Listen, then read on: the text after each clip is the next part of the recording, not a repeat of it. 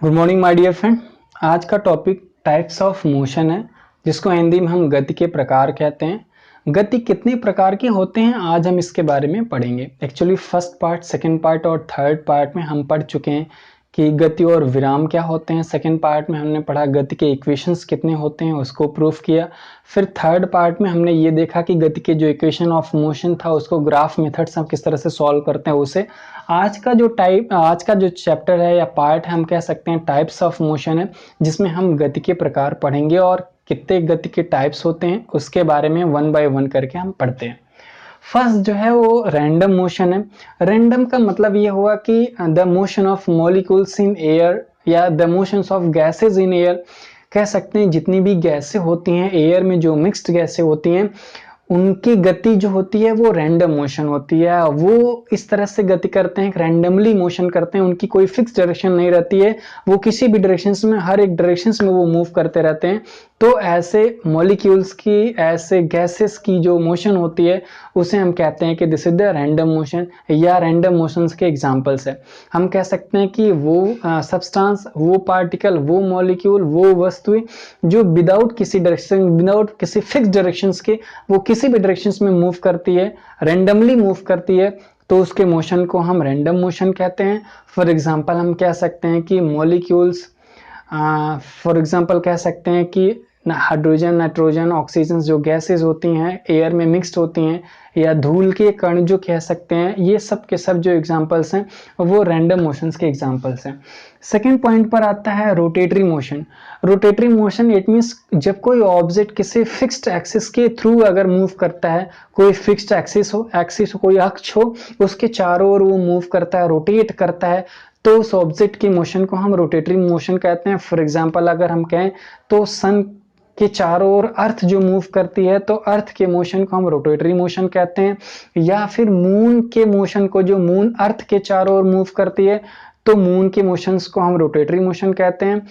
और भी एग्जांपल्स हैं, अगर कोई ऑब्जेक्ट किसी फिक्स्ड एक्सिस के चारों ओर मूव करता है तो उस ऑब्जेक्ट के मोशन को हम रोटेटरी मोशन कहते हैं।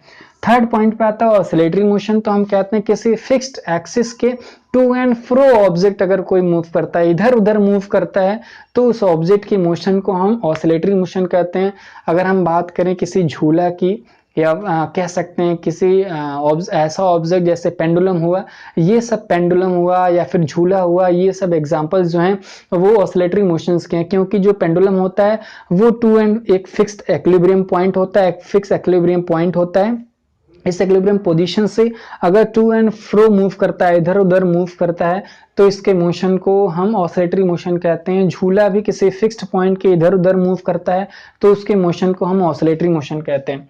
अब ऑसिलेटरी मोशन में हम एक और पढ़ते हैं कि जिसको हम कहते हैं पीरियोडिक मोशन। तो पीरियोडिक मोशन का मतलब ये होता है किसी फिक्स्ड पॉइंट के चारों ओर, किसी फिक्स्ड एक्सिस के चारों ओर एक ही रास्ते पर, एक ही पाथ पर अपने मोशन को वो बार बार रिपीटेबल करता है, रिपीट करता है बार बार, तो उसे हम पीरियोडिक मोशन कहते हैं।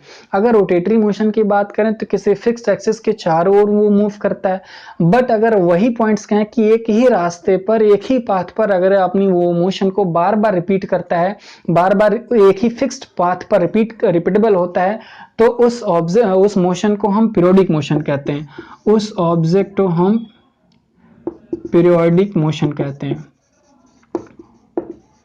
फॉर एग्जाम्पल हम कहें तो पीरियोडिक मोशंस के एग्जांपल हम कह सकते हैं कि जो घड़ी होती है, वॉच होती है, उसकी जो निडल होती है वो भी अपने फिक्स्ड रास्ते पर अपने मोशन को वो बार बार रिपीट करती रहती है, तो उसके मोशन को हम पीरियोडिक मोशन कहते हैं। या फिर किसी साइकिल का जो पहिया होता है फिक्स धुरी के चारों ओर एक ही रास्ते पर मूव करता रहता है, एक ही पाथ पर मूव करता रहता है, तो उसे हम पीरियोडिक मोशन कहते हैं। इस तरह से पीरियोडिक मोशंस के और भी एग्जाम्पल हैं। जब बात आती है ऑसिलेटरी मोशंस के, एक पॉइंट्स और भी हम यहाँ देते हैं कि ऑसिलेटरी मोशन का मतलब ये होगा कि कोई पेंडुलम अगर मूव करता है टू एंड फ्रो, तो हम कह सकते हैं फिक्स्ड पॉइंट के टू एंड फ्रो मूव करता है, इधर उधर मूव करता है, तो उसे हम कहते हैं सिंपल पेंडुलम का एक सिस्टम है, वो उसे हम सिंपल पेंडुलम भी कहते हैं। जब सिंपल पेंडुलम की बात आती है तो दो पॉइंट्स क्लियर होता है। फर्स्ट कि वो ऑब्जेक्ट जो इधर उधर मूव करता है उसको हम ऑसिलेटरी मोशन बोलते हैं, और दूसरा उसका टाइम पीरियड फिक्स होता है कि इसका टाइम पीरियड हम कैसे कैलकुलेट करते हैं। सेकंड पेंडुलम होता है, इसका टाइम पीरियड तो फिक्स होता है, 2 सेकंड होता है, बाकी किसी भी पेंडुलम का जो ऑसिलेटरी मोशन में करते हैं उनके टाइम पीरियड को फाइंड करने के लिए हम g इक्वल टू 2π√L/g के t इक्वल टू 2π√L/g के अकॉर्डिंग हम g की भी वैल्यू कैलकुलेट कर सकते हैं, l की भी वैल्यू कैलकुलेट कर सकते हैं और कैपिटल T टाइम पीरियड की भी वैल्यू हम कैलकुलेट कर सकते हैं, जिसको पीरियोडिक ऑफ टाइम पीरियड या पीरियोडिक मोशन कहते हैं। अब बात आती है ट्रांसलेटरी मोशन क्या होता है। तो ट्रांसलेटरी मोशन के 3 पार्ट होते हैं, जिसमें फर्स्ट जो है वो रेक्टिलिनियर मोशन है, सेकंड जो है कर्विलिनियर मोशन है और सर्कुलर मोशन है। जब रेक्टिलिनियर मोशन की बात आती है कि जब कोई ऑब्जेक्ट स्ट्रेट पाथ पर मूव करता है, सीधे रास्ते पर चलता है, जब कोई गाड़ी, जब कोई वस्तु एक सीधे रास्ते पर मूव करती है, गति करती है, तो उसके मोशन को हम रेक्टिलिनियर मोशन कहते हैं। कोई भी ऑब्जेक्ट इसमें हो सकता है जो सीधे पाथ पर मूव करता है, सीधे रास्ते पर मूव करता है, तो उसे हम रेक्टिलिनियर मोशन कहते हैं।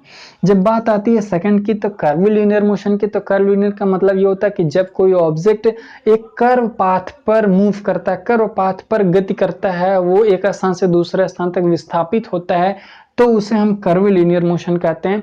जैसे कह सकते हैं कि किसी जो झूला होता है उसमें किसी कार, किसी ऑब्जेक्ट का मूव करना या फिर किसी कार का चढ़ाई चढ़ना, या ऐसे एग्जांपल्स होते हैं जो कर्व शेप में कवर करते हैं डिस्टेंस को, डिस्प्लेसमेंट को, या कर्व शेप में गति करते हैं एक स्थान से दूसरे स्थान तक, तो उसे हम कर्विलिनियर मोशन कहते हैं। बात आती है लास्ट की, तो सर्कुलर मोशन इसको हम बोलते हैं। और सर्कुलर मोशन होता क्या है, तो हम कह सकते हैं जब कोई ऑब्जेक्ट एक सर्कुलर पाथ पर मूव करता है, गति करता है, एक स्थान से दूसरे स्थान तक चलता है, तो उसकी गति को हम सर्कुलर मोशन कहते हैं। सर्कुलर मोशन के भी बहुत से एग्जांपल्स होते हैं, जैसे एक मौत का कुआं बोलते हैं जो सर्कस में यूज किया जाता है। उसमें जो बाइक राइडर होते हैं वो जिस डायरेक्शन में अपनी बाइक को घुमाते हैं या फिर कार को घुमाते हैं, तो उसकी गति को हम सर्कुलर मोशन कहते हैं। इस तरह से और भी एग्जांपल हैं जो सर्कुलर मोशन के हमारे डेली लाइफ में यूज होते हैं या फिर हमें देखने को मिलते हैं। इस तरह से ये टोटल टाइप्स ऑफ मोशन का रहा, यानी टाइप ऑफ मोशन के रहा, जो क्लास 9th स्टैंडर्ड की चीजें हैं। और इस टाइप के मोशन को हम अलग अलग चैप्टर्स में भी पढ़ते हैं। जैसे अगर हम बात करें रैंडम मोशन को, तो हम गैसियस लॉ में रैंडम मोशन में किसी गैस के पार्टिकल या फिर मॉलिक्यूल्स के बारे में बहुत अच्छे से स्टडी करते हैं। रोटेटरी मोशन के बारे में बात आती है जब सेंट्रीपिटल फोर्स होता है या फिर फोर्स होता है ऑसिलेट या फिर एस्केप वेलोसिटी होती है या फिर ऑर्बिटल वेलोसिटी होती है, तो उस चैप्टर में हम रोटेटरी मोशन के बारे में पढ़ते हैं। जब ऑसिलेटरी मोशन का बात है तो वेव एंड ऑसिलेशन वाले चैप्टर में हम ऑसिलेटरी मोशन के बारे में पढ़ते हैं। ये सब 11th और 12th के स्टैंडर्ड के टॉपिक्स हैं जो हम 9th स्टैंडर्ड के इस टॉपिक में पढ़ते हैं। जब बात आती है ट्रांसलेटरी मोशन को, तो ये 9th स्टैंडर्ड की चीजें हैं, बाकी 11th में भी ये आपको मिलेगा, जिसमें हम कहते हैं रेक्टिलिनियर मोशन क्या होता है, कर्विलिनियर मोशन क्या होता है और सर्कुलर मोशन क्या होता है। इस तरह से तीनों मोशंस के एग्जांपल भी पढ़े। एक बहुत इंपॉर्टेंट जिसको हम कहते हैं पीरियोडिक मोशन, तो हम पीरियोडिक मोशन को वेव एंड ऑसिलेशन वाले चैप्टर में पढ़ेंगे। जो पीरियोडिक मोशन में हम फ्रीक्वेंसी फाइंड करते हैं, टाइम पीरियड फाइंड करते हैं, या फिर पीरियोडिक मोशन में कौन कौन से ऑब्जेक्ट ऐसे होते हैं जो पीरियोडिक मूव करते हैं या पीरियोडिक मोशन में रहते हैं, उसके एग्जांपल्स को भी हम पढ़ते हैं। पीरियोडिक मोशन और ऑसिलेटरी मोशन, इन दोनों को कंबाइन में हम सिंपल पेंडुलम पढ़ते हैं, सेकंड पेंडुलम पढ़ते हैं, यहाँ पर ग्रेविटी की वैल्यू फाइंड करते हैं, फिर टाइम पीरियड की वैल्यू फाइंड करते हैं। इस तरह से ये 9th के स्टैंडर्ड के टाइप्स ऑफ मोशन को हम हाई लेवल्स के क्लास यानी 11th 12th या फिर कह सकते हैं ग्रेजुएशन या पोस्ट ग्रेजुएशन में भी इसी को हम डेप्थ में पढ़ते हैं, इसी के टाइप्स में पढ़ते हैं, या फिर हम कह सकते हैं इसी अच्छे अच्छे पॉइंट्स पर, फिजिक्स के टॉपिक्स पर जो पीएचडी में लोग करते हैं वो सर्च भी करते हैं। तो हम आज के लिए अगर कहें तो टाइप्स ऑफ मोशन एनफ है। आज के लिए बस इतना ही। थैंक्स।